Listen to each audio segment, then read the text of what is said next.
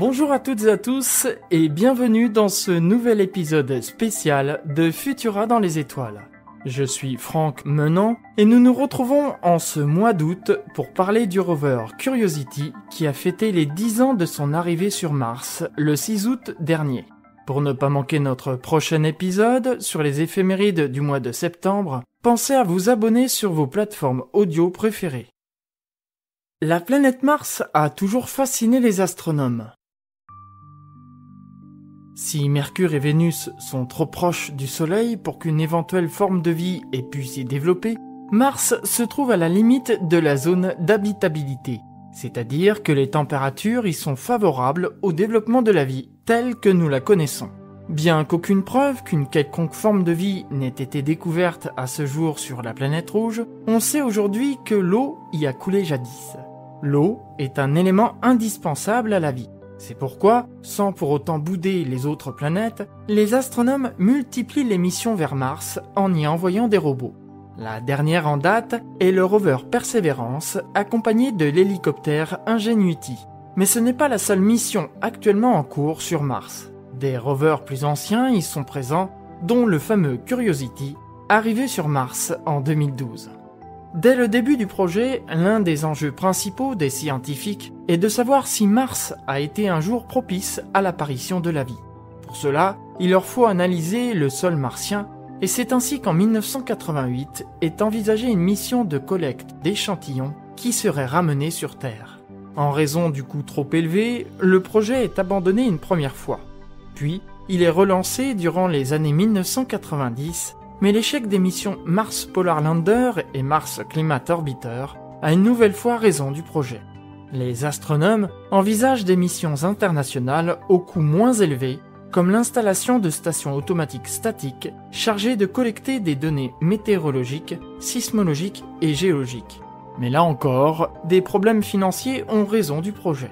Finalement, en 2003, la mission Mars Science Laboratory voit le jour avec la construction d'un rover lourd qui sera nommé Curiosity. Il aura pour mission de déterminer si la vie a pu être possible sur Mars, étudier son climat et sa géologie et préparer l'arrivée de l'homme sur la planète rouge. Et si le projet Curiosity a été de nombreuses fois repoussé, d'autres rovers ont bel et bien atterri sur Mars durant cette période. Initialement prévu pour 2009, son décollage à bord d'une fusée Atlas V aura lieu en novembre 2011. C'est le 6 août 2012 que Curiosity se pose sur Mars. Il est l'un des rovers les plus lourds ayant été envoyés sur la planète rouge et les ingénieurs ont dû complètement repenser sa séquence d'atterrissage sur la planète. Si les anciens rovers étaient entourés de coussins gonflables, tels des airbags, qui leur permettaient de rebondir jusqu'à stabilisation, ce concept a été abandonné pour Curiosity.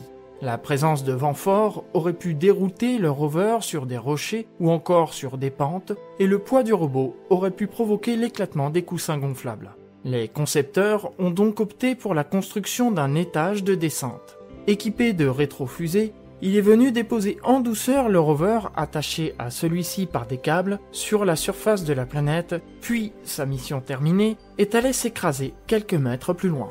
La particularité de Curiosity vient de son alimentation. Très gourmand en énergie, il est dépourvu de panneaux solaires, contrairement à ses prédécesseurs.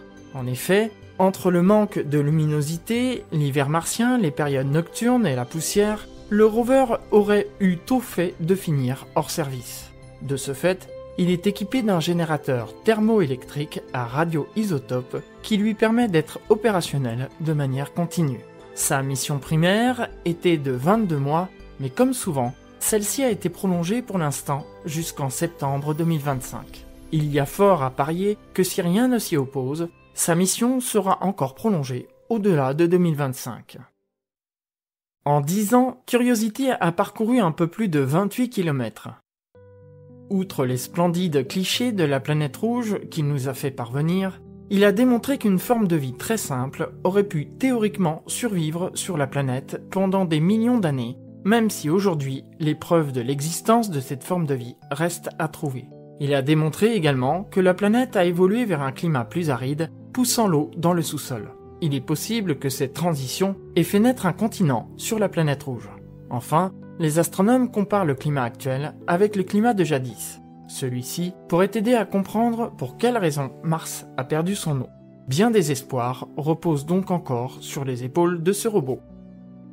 C'est tout pour cet épisode. Merci d'avoir écouté Futura dans les étoiles. Si vous ne nous suivez pas encore, je vous invite à nous retrouver sur vos applications de podcast préférées et à vous abonner à nos productions.